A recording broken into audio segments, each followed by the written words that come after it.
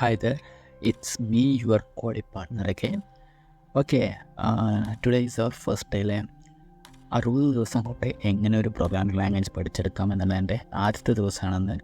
So ഇന്ന് ഞാൻ നിങ്ങളുമായിട്ട് ഷെയർ ചെയ്യാൻ പോകുന്ന കുറച്ച് കാര്യങ്ങളെന്ന് പറഞ്ഞാൽ തികച്ചും ബേസിക്കാണ്. ബേസിക് ഇൻഫർമേഷൻസ് ആണ് ഈ വീഡിയോയിൽ. But even though it is basic, it is very powerful. Okay, so video സ്കിപ്പ് ചെയ്യാണ്ട് കാണാൻ ശ്രമിക്കുക.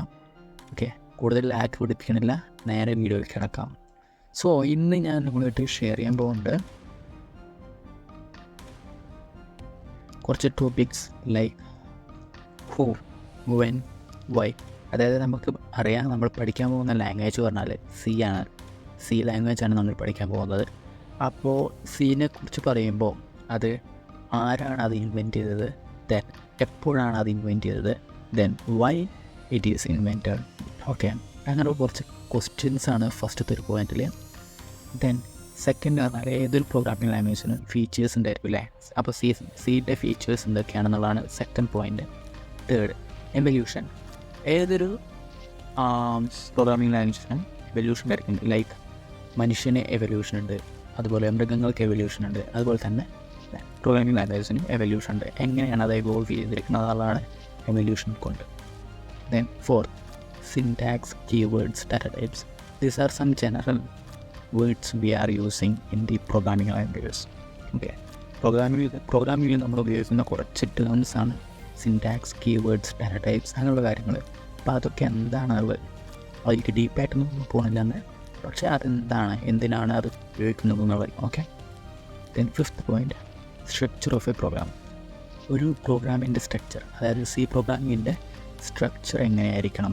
ഏതൊരു പ്രോഗ്രാം എഴുതാണെങ്കിലും അതിനൊരു സ്ട്രക്ചർ ഉണ്ടായിരിക്കില്ല, അതിൻ്റെ ഒരു രീതി ഉണ്ട്.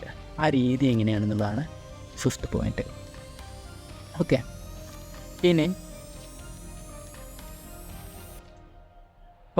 ഇനി ഇങ്ങനെ കുറേ കാര്യങ്ങളുണ്ടല്ലേ, ഹൂ, വെൻ, വൈ, ഫീച്ചേഴ്സ്, അങ്ങനെയുള്ള കുറച്ച് കാര്യങ്ങൾ. ലൈക്ക് ഇതൊക്കെ എന്തിനല്ലേ പഠിക്കണം? നമ്മളിതൊക്കെ ആദ്യം തൊട്ടിട്ട് കേൾക്കാൻ തുടങ്ങിയതല്ലേ സി പ്രോഗ്രാമിംഗ് ലാംഗ്വേജൊക്കെ. ലൈക്ക് THS ആണെന്നുണ്ടെങ്കിൽ 9ാം ക്ലാസ് തൊട്ടിട്ടുണ്ട്. ഇനിയിപ്പോൾ ഇപ്പോഴുള്ള കുട്ടികൾക്കാണെന്നുണ്ടെങ്കിൽ ആദ്യം തൊട്ടിട്ട് എന്തെന്ന് എനിക്ക് തോന്നുന്നു, എനിക്കറിയില്ല ഡീപ്പായിട്ട്. ഇനിയിപ്പോൾ ഞാൻ THS ആയിരുന്നു, അപ്പോൾ 9ാം ക്ലാസ് തൊട്ടേ സി ഉണ്ട്. ഡിപ്ലോമ ആണെങ്കിൽ ഡിപ്ലോമയിലും ഉണ്ട്, ബിടെക്കിലാണെങ്കിൽ ബിടെക്കിലും ഉണ്ട് സി. അപ്പോൾ ഇതൊക്കെ എന്തിനാണ് ഈ കുറച്ച് ഇങ്ങനെയുള്ള തിയറിയൊക്കെ എന്തിനാണ് നമ്മൾ പഠിക്കണം അല്ലേ? ഡയറക്റ്റ് പ്രോഗ്രാമിൽ കിടന്നാൽ പോരെ? അങ്ങനെയല്ല.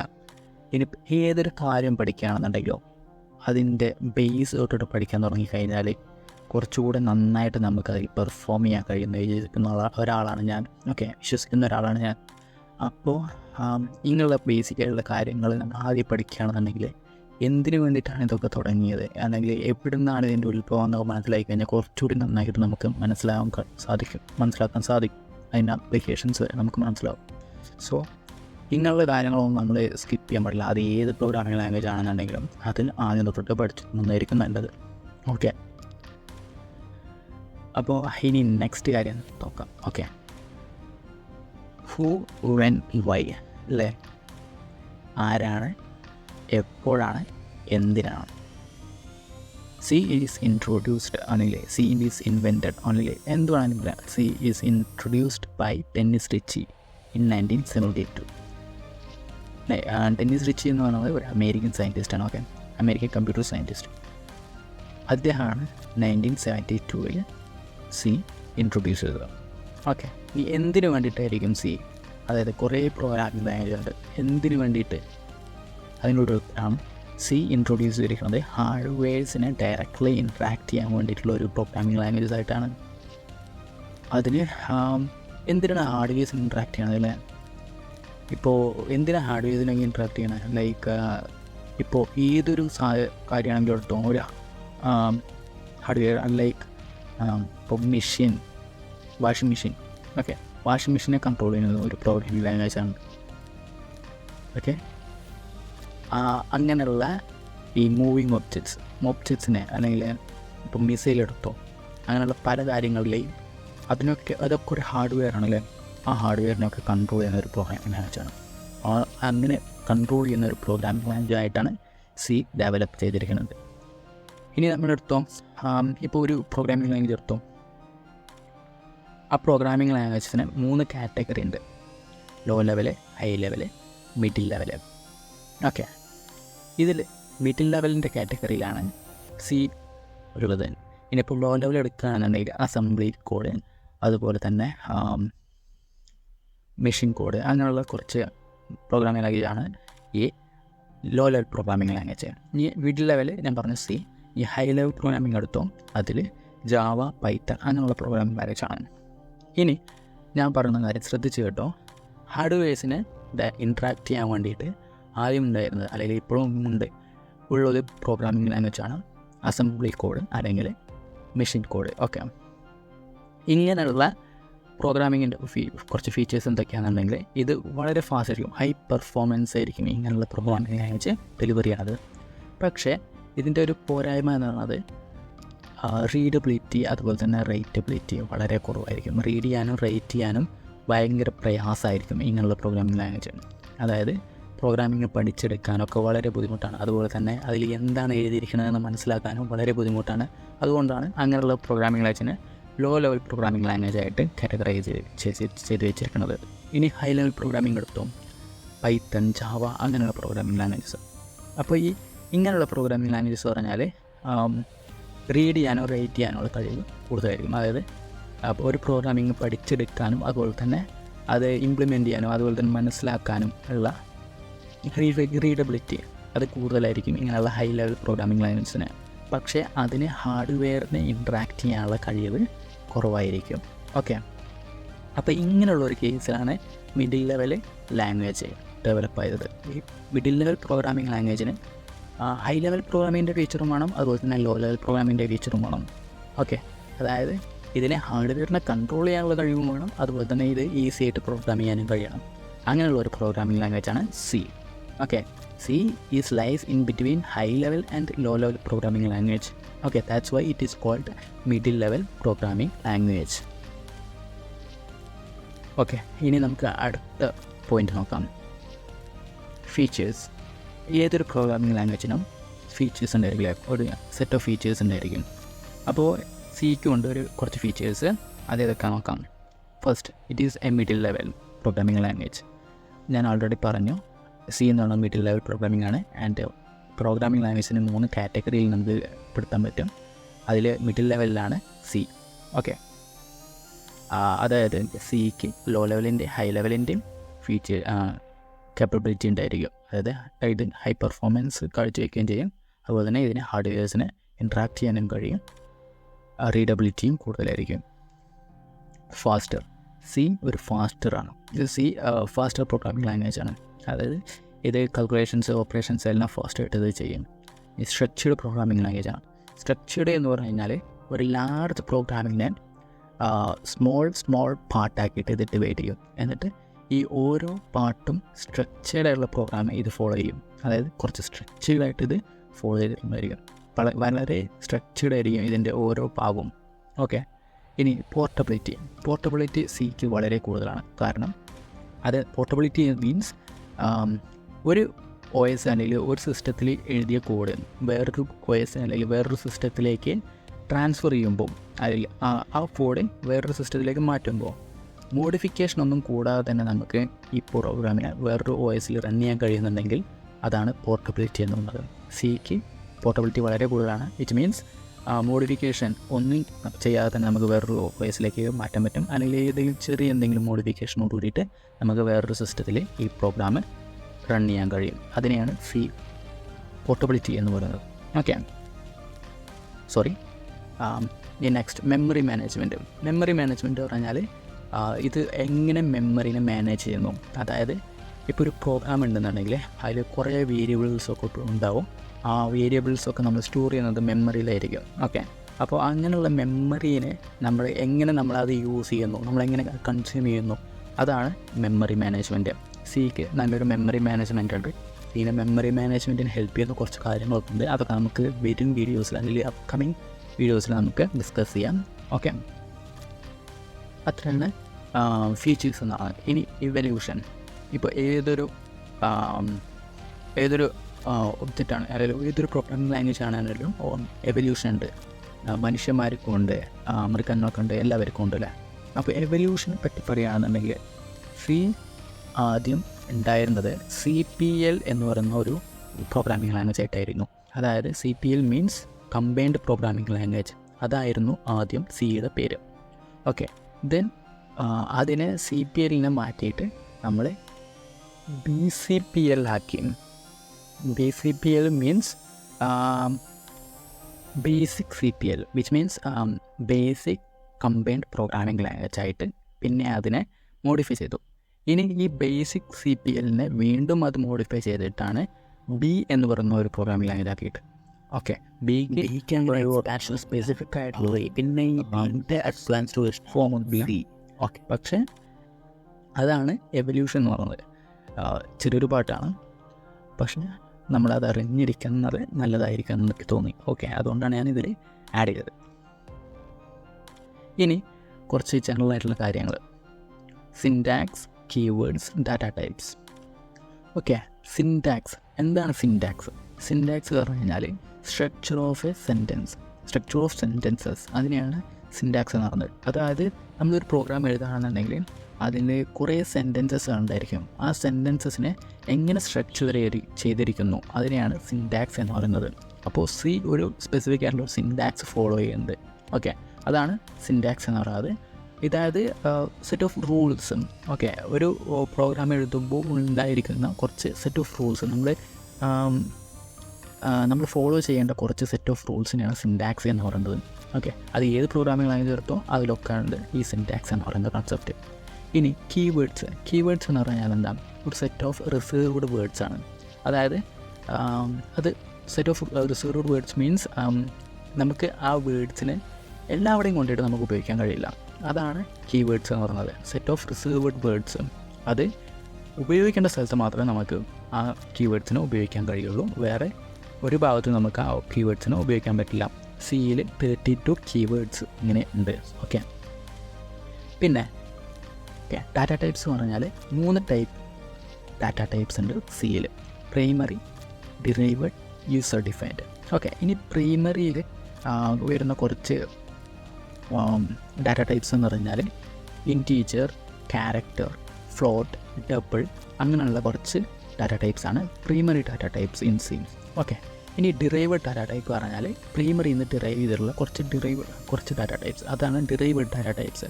ഡിറൈവഡ് ഡാറ്റ ടൈപ്സിൽ അറേസ്, പോയിൻറ്റേഴ്സ്, ഫങ്ഷൻസ്, അങ്ങനെയുള്ള കുറച്ച് ഡാറ്റ ടൈപ്സാണ് ഡിറൈവഡ് ഡാറ്റ ടൈപ്പ്. ഇനി യൂസർ ഡിഫൈൻ ഡാറ്റ ടൈപ്പ്, അതായത് നമ്മൾ ഡിഫൈൻ ചെയ്യുന്ന കുറച്ച് ഡാറ്റ ടൈപ്പ് ഉണ്ട്. നമുക്കും ഡാറ്റ ടൈപ്പ് ഡിഫൈൻ ചെയ്യാൻ പറ്റും. അങ്ങനെയുള്ള കുറച്ച് ഡാറ്റ ടൈപ്സാണ് structure, union, typedef, enum. Okay, അങ്ങനെയുള്ള കുറച്ച് ഡാറ്റ ടൈപ്സാണ് യൂസർ ഡിഫൈൻ ഡാറ്റ ടൈപ്പ്. ഇനി സ്ട്രക്ചർ ഓഫ് എ പ്രോഗ്രാം. ഏതൊരു പ്രോഗ്രാം എടുക്കുകയാണെന്നുണ്ടെങ്കിലും അതിന് ഒരു സ്ട്രക്ചർ ഉണ്ടായിരിക്കും. അപ്പോൾ സീൻ്റെ സ്ട്രക്ചർ എങ്ങനെയാണെന്ന് നമുക്ക് നോക്കാം. അത് structure in the sense how we are writing that program. Okay, നമ്മൾ എന്തൊരു കാര്യം ചെയ്യുകയാണെന്നുണ്ടെങ്കിൽ ഒരു സ്ട്രക്ചേർഡ് ഫോർമാറ്റിൽ നമ്മൾ ചെയ്യാമെന്ന് പറയില്ലേ, അപ്പോൾ അത് തന്നെയാണ് നമ്മുടെ പ്രോഗ്രാമിൻ്റെ കേസിലും നമ്മളൊരു സ്ട്രക്ചറായിട്ടാണ് നമ്മൾ ചെയ്യുന്നത്, സ്ട്രക്ചേർഡ് ആയിട്ടാണ് നമ്മളത് ചെയ്യുന്നത്. അപ്പോൾ ഞാനിവിടെ ഫസ്റ്റ് ചെയ്യുന്ന കാര്യം എന്താ വെച്ചെങ്കിൽ ഞാൻ എൻ്റെ പ്രോഗ്രാമിന് ഒരു പേര് കൊടുക്കുകയാണ്. അതായത് ഒരു പേര് കൊടുക്കുകയാണ്. ലൈക്ക് ഞാനിവിടെ എൻ്റെ പ്രോഗ്രാമിന് കൊടുക്കുന്ന നെയിം എന്ന് പറയുന്നത് മൈ നെയിം എന്നാണ്.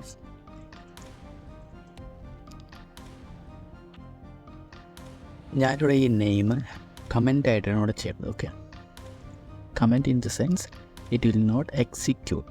ഓക്കെ, ഈ എഴുതിയ സാധനം എക്സിക്യൂട്ട് ചെയ്യില്ല, അതാണ് കമൻറ്റ് എന്ന് പറയുന്നത്. ഇവിടെ ഞാൻ കമൻ്റായിട്ടാണ് ഈ എൻ്റെ പ്രോഗ്രാമിൻ്റെ നെയിം കൊടുത്തിരിക്കുന്നത്. ഓക്കെ, ഇതിനെ പറയുന്ന പേരാണ്, ഈ പാട്ടിൽ പറയുന്ന പേരാണ് ഫയൽ ഹെഡർ എന്ന് പറയുന്നത്. File header in the sense the പ്രോഗ്രാമിൻ്റെ നെയിം. ഓക്കെ, ഇനി നെക്സ്റ്റ് പാർട്ടാണ് പ്രീപ്രോസസർ ഡയറക്റ്റീവ് പാർട്ട്. ഓക്കെ, അതായത് നമുക്ക് ഏതൊരു കുട്ടിക്ക് വെച്ചാലും അറിയുന്നൊരു കാര്യമാണ് #include IO, #include stdio.h, #include query.h അല്ലേ.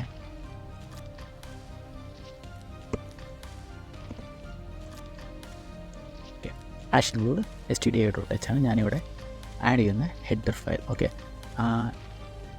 ഇവിടെ ഹെഡർ ഫയലിനെ ആഡ് ചെയ്യുക എന്നുള്ളത് കൊണ്ട് ഉദ്ദേശിക്കുന്നത് എന്താ വെച്ചെങ്കിൽ നമ്മൾ ഈ പ്രോഗ്രാമിൽ കുറച്ച് ഫങ്ഷൻസ് പ്രീ ഡിഫൈൻ ചെയ്ത് വെച്ചിരിക്കുന്ന കുറച്ച് ഫങ്ഷൻസ് ഇവിടെ ഉപയോഗിക്കുന്നുണ്ട് നമ്മൾ ഈ പ്രോഗ്രാമിൽ. അതായത് പ്രിൻ്റ്-എഫ്, സ്കാൻ-എഫ്, അങ്ങനത്തെ കുറച്ച് ഫങ്ഷൻസ് നമ്മൾ ഉപയോഗിക്കുന്നുണ്ട്.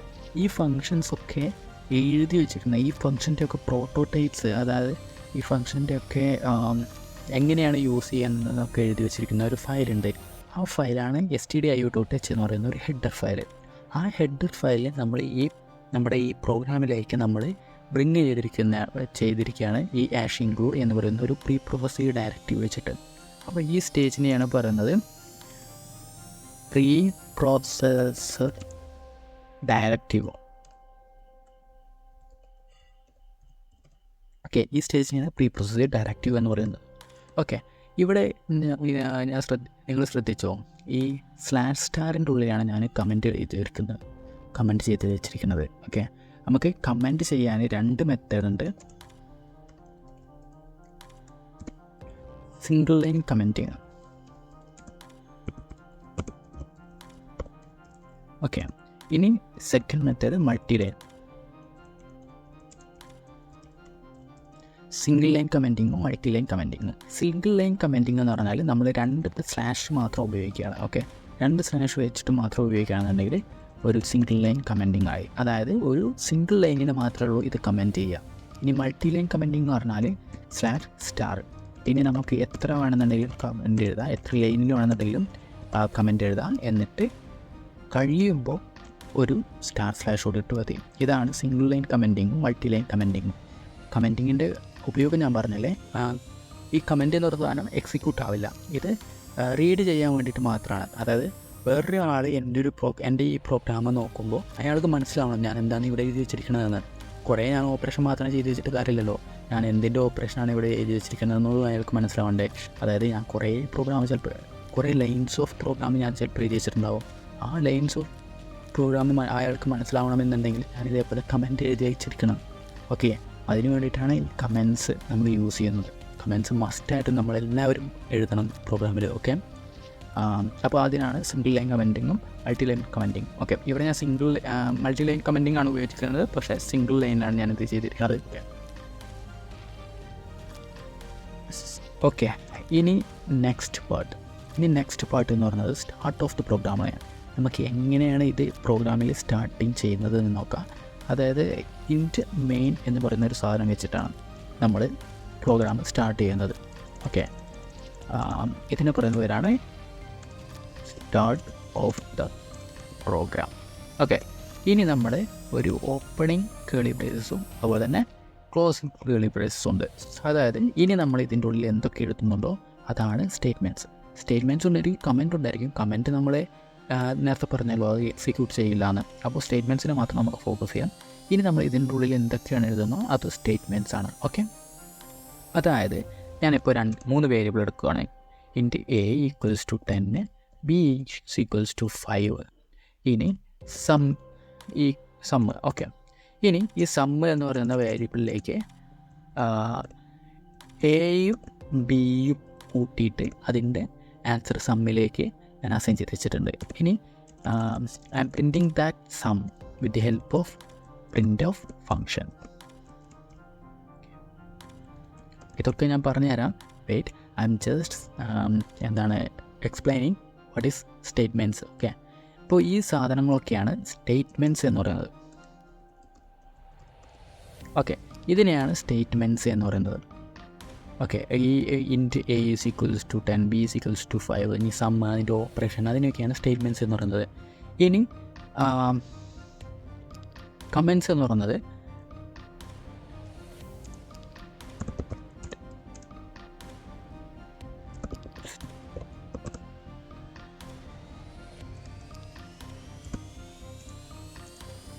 ഇതിനെയാണ് ഒരു കമൻറ്റ് എന്ന് പറയുന്നത്. ലൈക്ക് ഇവിടെ ഞാൻ എയും ബിയും ഉപയോഗിച്ചിട്ടുണ്ട്, അതിൻ്റെ സമ്മ് ഒരു വേരിയബിളിലേക്ക് സ്റ്റോർ ചെയ്തിട്ടുണ്ട്. അതാണ് ഞാനിവിടെ ഈ കമൻറ്റ്സ് കൊണ്ട് ഉദ്ദേശിക്കുന്നത്. ലൈക്ക് ഈ ഓപ്പറേഷൻ കൊണ്ട് ഞാൻ അവിടെ ഉദ്ദേശിക്കുന്നതാണെന്ന് ഞാനിവിടെ എഴുതി വെച്ചിരിക്കുകയാണ്. അതിനെയാണ് കമൻറ്റ് എന്ന് പറയുന്നത്. ഓക്കെ, ഈ സ്റ്റേറ്റ്മെൻറ്റ്സ് പറയുന്നത് ഇതൊക്കെയാണ്. ഇത് ഞാനൊരു കമൻറ്റായിട്ട് തന്നെയാണ് ഇവിടെ കൊടുത്തിരിക്കുന്നത്. ഓക്കെ, ഇനി ലാസ്റ്റ് ഒരു റിട്ടേൺ 0 കൊടുക്കുകയാണ്. റിട്ടേൺ 0 കൊടുത്തതോടുകൂടിയിട്ട് നമ്മുടെ ഈ പ്രോഗ്രാം നമ്മൾ ടെർമിനേറ്റ് ചെയ്തിരിക്കുന്നതാണ്.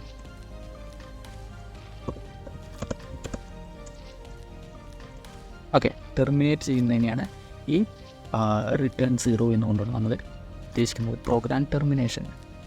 ഓക്കെ, പ്രോഗ്രാം ടെർമിനേഷനാണ് ഇത്. അപ്പോൾ ഇതാണ് ഒരു സ്ട്രക്ചർ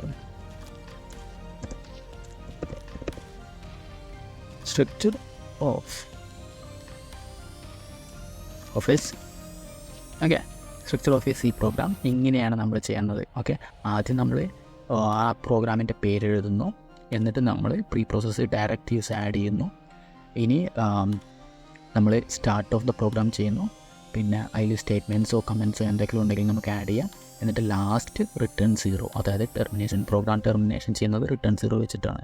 ഇതാണ് structure of the program. So I think നമ്മളിന്ന് കുറേ കാര്യങ്ങൾ ഡിസ്കസ് ചെയ്തിട്ടുണ്ട്. കുറച്ച് കാര്യങ്ങളാണെന്നുണ്ടെങ്കിലും കുറച്ച് ടോപ്പിക്സ് ആണെന്നുണ്ടെങ്കിലും നമ്മൾ കുറേ കാര്യങ്ങൾ ഡിസ്കസ് ചെയ്തിട്ടുണ്ട്. സോ ഇതെല്ലാവരും മൈൻഡിൽ വയ്ക്കുക. ഇനി നാളെ നമ്മൾ ഇതിൻ്റെ കുറച്ചുകൂടി കാര്യങ്ങൾ നമ്മൾ ഡീപ്പായിട്ട് നോക്കാൻ പോവുകയാണ്. അതായത് ഡാറ്റ ടൈപ്സ് എന്തൊക്കെയാണ്, പിന്നെ കുറച്ച് basic conversions like binary to decimal, decimal to binary, അങ്ങനെയുള്ള കുറച്ച് conversions, number systems like number system, ആ നമ്പർ സിസ്റ്റമാണ് നമ്മൾ നോക്കാൻ പോകുന്നത് നാളെ. ഈ വീഡിയോ ഇഷ്ടമായെന്നുണ്ടെങ്കിൽ ലൈക്ക് ചെയ്യുക, കമൻറ്റ് ചെയ്യുക. ഇപ്പോൾ ഇഷ്ടമായിട്ടില്ലെങ്കിലും കമൻറ്റ് ചെയ്യുക, സബ്സ്ക്രൈബ് ചെയ്യുക. Okay, see U.